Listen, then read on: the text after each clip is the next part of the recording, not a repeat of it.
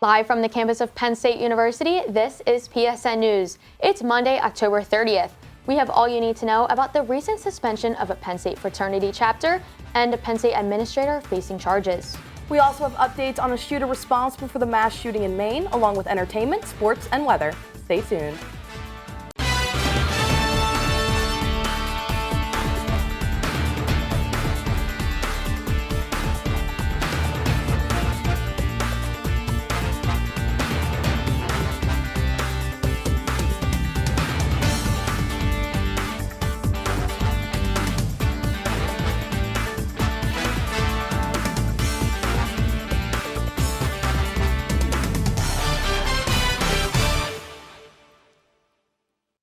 Thanks for joining us tonight. I'm Carly Knowlton. And I'm Morgan Suppes. The Penn State chapter of the Pi Kappa Sigma fraternity, more commonly known as Skulls, has been suspended for at least 4 years for widespread and pervasive hazing behavior. They were also found in violation of hazing and put on probation back in 2018. While suspended, the chapter loses privileges to participate or attend activities and events. This makes Skulls the 8th fraternity at Penn State currently suspended by the university or their national organizations. Penn State University's interim president for information technology has been charged after strangling a woman. Patton Township police say they were called to Keith Brodigham's home for a domestic dispute. They say when they got there, a woman with visible bruising around her neck was sitting outside the home. She told police that after a heated argument with Brodigham, things turned physical. He's being charged with strangulation and harassment. The preliminary hearing is scheduled for this Wednesday. A State College man was sentenced to 20 years in federal prison for sexually exploiting a 14-year-old girl. Christopher Hall pled guilty to 1 count of attempting to produce images containing the sexual exploitation of a child, while 4 other charges were dropped. This solicited the teen to send him sexually explicit images and engaged in a sexual relationship with her for half a year back in 2021. This was while he was also engaging with 3 other girls under the age of 15 for sexually explicit photos. State police say nearly 3,500 people were denied firearm purchases in Pennsylvania over the last 3 months. The Pennsylvania Instant Check Systems, or PICS, released these statistics, which are used to determine an individual's legal ability to purchase a firearm. Out of the more than 200,000 applications, nearly 3,500 people were denied. The system is used by police and gun dealers to determine if someone is able to obtain a firearm. That number is down from last quarter and is also lower than this time last year. State College has experienced drastic changes in temperature these past few days, but what can we expect to see this coming week? Our Tyler Hughes with Campus Weather Service has the latest details. Take a look.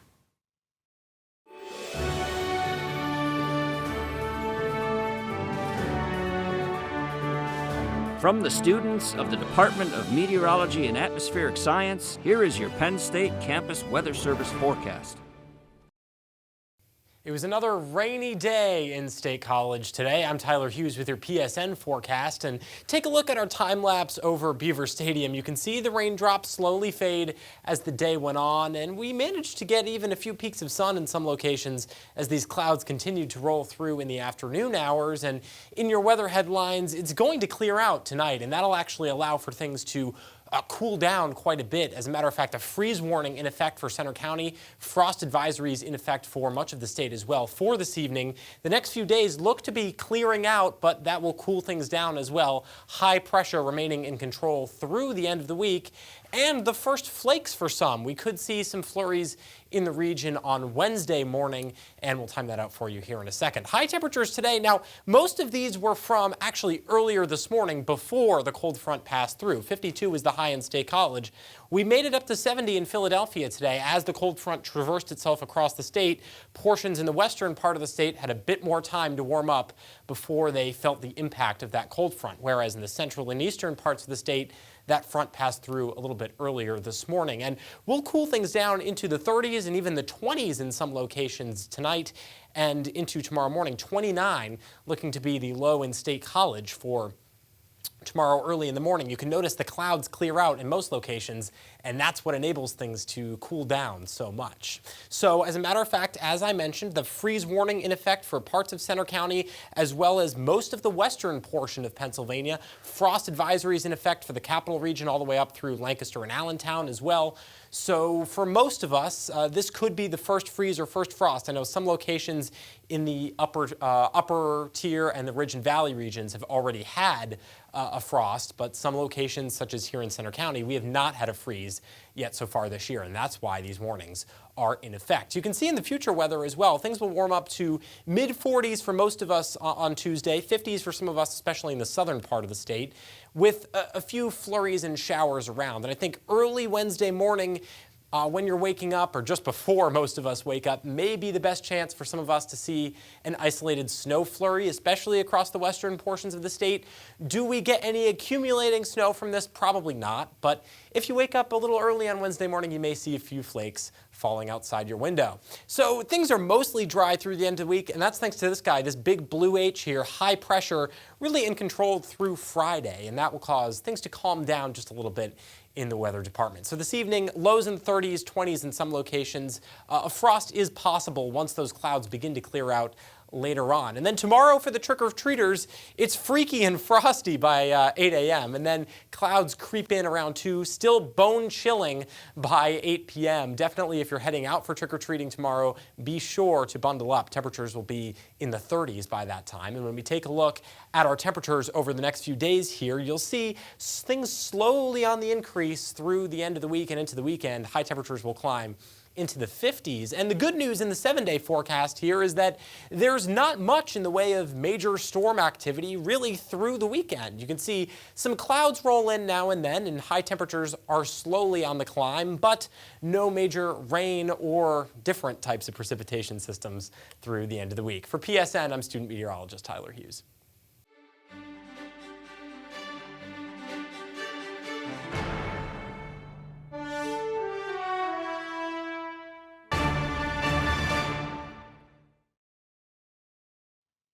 Welcome back to PSN News. I'm Frankie Gallagher with your sports update. Penn State football secured another win for the season this past Saturday in a 33-24 victory over Indiana. Drew Aller completed 20 of 31 passes for 210 yards with 1 interception. Multiple Nittany Lions broke into the end zone, including Nicholas Singleton, Keandre Lambert-Smith, Theo Johnson, and Khalil Dinkins. Jalen Reed also came up big with his first interception of the season late into the second quarter. Penn State is now 7-1 in their season and is currently ranked number 9 in the nation. Penn State fans look to the next matchup against Maryland this upcoming Saturday at 3:30 p.m. Penn State women's soccer advances to the Big Ten semifinals after a win over Indiana on Sunday. The number 6 team in the country secured a 3-0 win with goals coming from Ava Alonso, Amelia White, and Caitlin McBean. Their next opponent on their journey in the Big Ten soccer tournament is against the Iowa Hawkeyes this Thursday. Iowa came into the tournament as the 8th seed, while Penn State has been dominated after securing the 4th. After next week's matchup, the competitors for the final round of the tournament will be set. The World Series also started this past Friday, with the series currently being 1-1. The Texas Rangers escaped with a narrow 6-5 win on Friday, with the Diamondbacks retaliating in a dominant 7-1 Game 2 victory. Game 3 is currently being played in Arizona. Starting pitchers for Game 3 are Max Scherzer for the Rangers and Brandon Pfaadt for the Diamondbacks. Game 4 will be played in Arizona tomorrow, October 31st.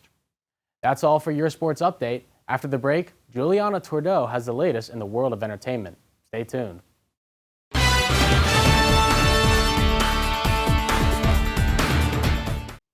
Welcome back to PSN News. I'm Juliana Tordeau with your entertainment update. This Halloween, Chipotle will be offering an exclusive late-night promotion for the top 53 College-town Chipotles. State College's Heister Street location will be one of the participating restaurants. Chipotle is offering its entrees for only $6 tomorrow from 3 p.m. until midnight.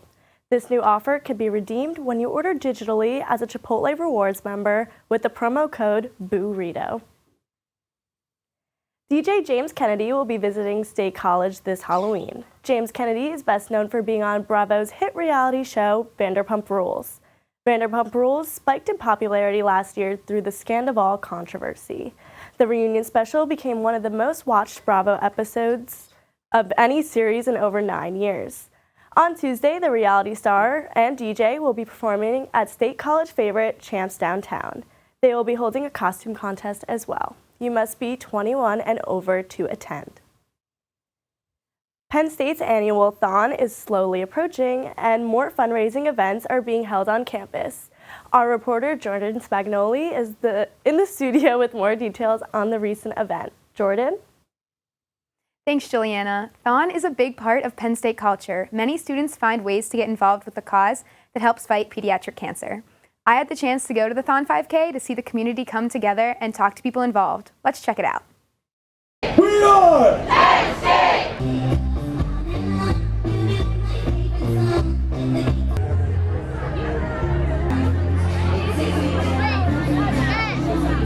I'm currently at the Thon 5K, which is one of the first Thon events of the year. However, it's more than just a race.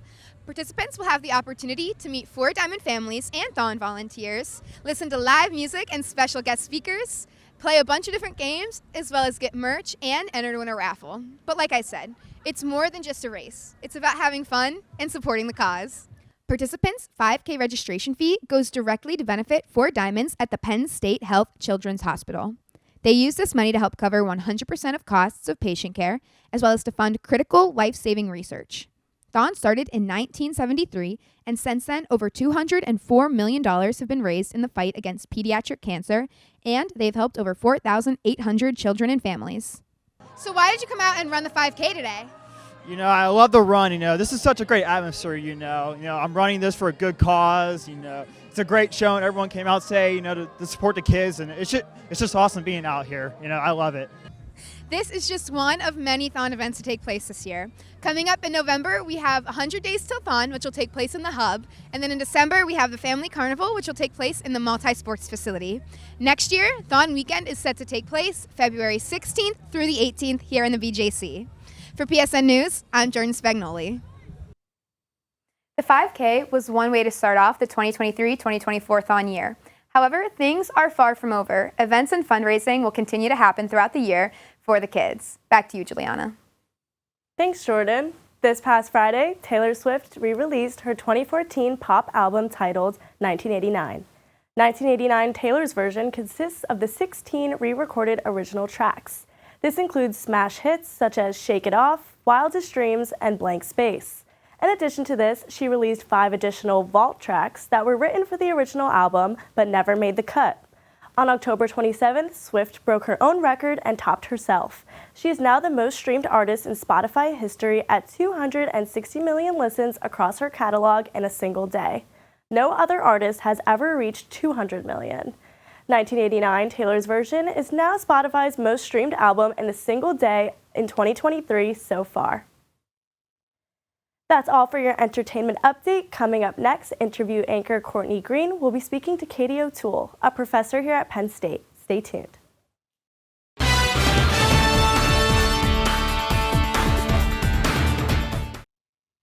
Welcome back to PSN News. I'm Courtney Green, and with me tonight, I'm joined by Penn State professor Katie O'Toole. Last year, Katie received the Dean's Excellence Award for teaching and is involved with various community activities around State College. From being the past president of the Center County Historical Society to working on the Dead Center podcast, Katie is also my podcasting professor. Thank you for coming in tonight. You're How welcome. are you? That's the way to get an A. Invite me on your show. Oh my goodness. Okay, so after a successful 24-year career in Penn State Public Broadcasting, you transitioned to teaching at Penn State. What prompted your career transition, and how do you draw upon your previous experiences now that you're a teacher? Well, when I worked at Penn State Public Broadcasting, I was primarily a producer and the host and the writer of a children's current events program that was carried around the country. So it was on in 38 states, I believe. But it was one of these programs that depended on a captive audience. It was used mostly in schools by social studies teachers. And what actually happened was the television market started to change a lot, and the education market changed. And I think it was under President George W. Bush, that a No Child Left Behind Act was passed. And under that act, schools were beginning to really focus on testing and teaching a lot of STEM things, a lot of STEM subjects. And things like social studies programs that talked about current events were cut. And so we started to see a loss of viewership. And at the same time, the web was starting to shake everything up. And we started with a web version of the program or a web supplement to the program. But it was just starting to change so much that it seemed like a time to transition and try to catch up with what was going on in media. Yeah. So, okay. So I went back to school. Oh, nice. Yeah, and okay. got my What'd you go back to PhD. school for? Yeah, I went back in, I got a master's in media studies and then a PhD in communications with an emphasis on communications history. Okay, nice. So you teach a diverse range of courses, including radio reporting, television field production, podcasting, and media history, which is what you went to school for. How do you approach teaching these different subjects, and what strategies have you found to be most effective in engaging with students? Well, I worked for so long in television and radio, so I think just a lot of the skills that I picked up over the years were able to serve me well as a teacher. But also, one of my big things with teaching, I guess this would be a strategy, is that I really like to connect my students to what's actually going on in the community, so that these aren't just skills that they're learning, in a vacuum, that they're things that they can go out and use. And also to just understand what a vibrant, dynamic community we live in here. There's so much going on here. So anytime I can get students out of the classroom to events like State of the Story, where you're listening to live storytelling, or my media history classes will often go to exhibits at the museum or down at the hub that showcase something from media history. And anytime I can get them to see what a great community this is, that we live in, that's always a big win for me. Yeah, you did send us to State of the Story. How did you get involved with that, and how did you learn about it? Because I personally had never heard about it before going to class. Yeah, I'm not actually involved in it other than as someone who likes to go and listen to good stories, but many of the people in our department are involved in it. And so I found out about it from my colleagues who were saying, oh, hey, I'm going to be telling a story tonight, why don't you come? And so that's how I started going. And then I thought, wow, this is like a live podcasting event. I'm going to start bringing my classes here. That's awesome. And so, yeah, that's what I do. Well, I did enjoy it. Okay, so since 2019, you've been leading the International Reporting Program here at Penn State. What do you believe students gain from these immersive reporting experiences, and what are some of the highlights you could share from past trips to Puerto Rico? Okay, so well, Puerto Rico is probably not our best example because it's not technically an international trip, but it was right after Hurricane Maria, and so the island had been devastated, and so we went there just because it seemed like a really good story. And we go there, on what I look for when we choose a country to go to is a country that is in the news, that has things going on, and that has a diversity of stories that we can tell, because we'll have, a dozen or more students, and so we don't want it to be all politics or all gloom and doom or all environmental stories or whatever. We want a big mix of those. So we need a place that's going to be able to deliver that mix of stories, but also a place that people here in the United States, in our audience, are going to be interested in hearing about. So that's kind of what I look for. And then we want the students to come away with an understanding that the news we hear internationally, that we might just kind of go by us in a little blip because we're so focused on the next football game or whatever, that these are really happening to real people. And these events are, there are these other cultures that have so many different ways of looking at things and perspectives, and we want to just kind of broaden the horizons of the students who go. And every so often, after the Scotland trip, there was a student who just said, this was life-changing. This was so life-changing. And it wasn't even one of the better students who had done a good story, but it was just someone who said she didn't even care that she didn't have the best story ever. She just said, it's just changed my whole perspective. And that's what I love to hear. Yeah. We just had a student who won a student Emmy for his reporting from Scotland, and awesome. He is now in graduate school, and he wants to become an international reporter. So that's what makes my heart sing, is when I feel like, oh, I've really got someone who's interested in going out there and bringing back to us what's happening in other parts of the world, because it's just so important. We're just so global now. So this year you're going to Istanbul. What are you excited for that trip? I'm excited because we have never been to a majority Muslim country before, and so I think that's going to be really wonderful to go there, and it's going to be very different. I expect there'll be plenty of people that will speak English, although that's always part of the challenge. We like to go to places where you have to kind of struggle a little bit. We don't want it to be too easy, which is why we don't typically go to a place like Scotland, but that year was right after the COVID year, and we were trying to be somewhere safe and close by.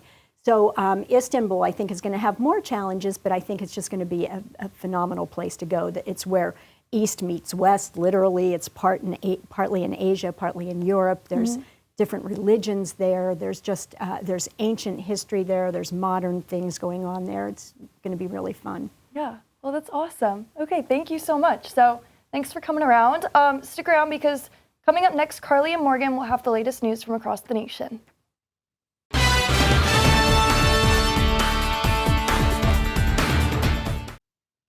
The Army reservist responsible for shooting and killing 18 people last week in Lewiston, Maine, was found dead on Friday. Robert Card was found near Androscoggin River from a self-inflicted gunshot, about 8 miles from where the second shooting took place. Card was required to complete a mental health evaluation last summer and was committed to a mental health facility for 2 weeks.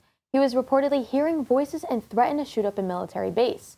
This Maine shooting was the 36th mass killing in the U.S. this year alone.